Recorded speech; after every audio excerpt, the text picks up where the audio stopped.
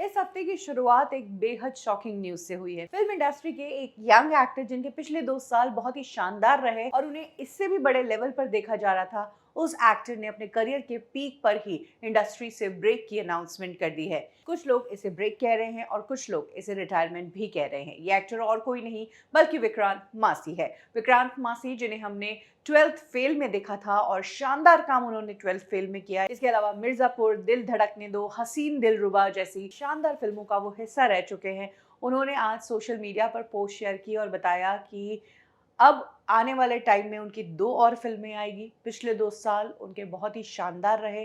अब वो टाइम आ गया है ज़िंदगी का, जब वो अपने घर, परिवार और उनके बच्चे को टाइम दें।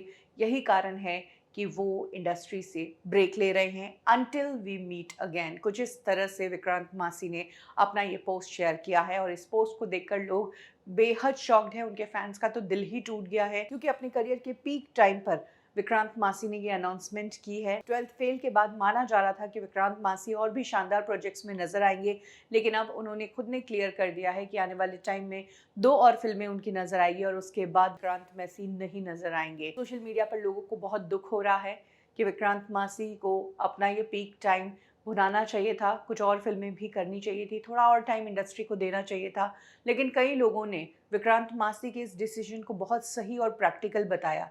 कहा कि इंडस्ट्री एक टाइम तक आपको उठाएगी, लेकिन उसके बाद आपको ऐसा गिराती है कि आप कहीं के नहीं रहते हो। और एक्टर्स का रिटायरमेंट का कोई प्लान नहीं होता है, फिल्मों के बाद उनके इनकम का कोई जरिया नहीं होता है। इसीलिए ज़रूरी है एक्टर्स को एक टाइम तक इंडस्ट्री में रहे और उसके बाद दूसरी लाइन पकड़कर अपना बिजनेस सेट कर ले।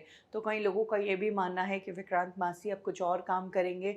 यही कारण है कि उन्होंने इंडस्ट्री से ब्रेक लिया। और वैसे भी विक्रांत को इंडस्ट्री में रहते हुए बहुत लंबा समय हो गया। वो आज जिस पोजीशन पर पहुंचे हैं, अपने मेरिट बेसिस पर पहुंचे हैं।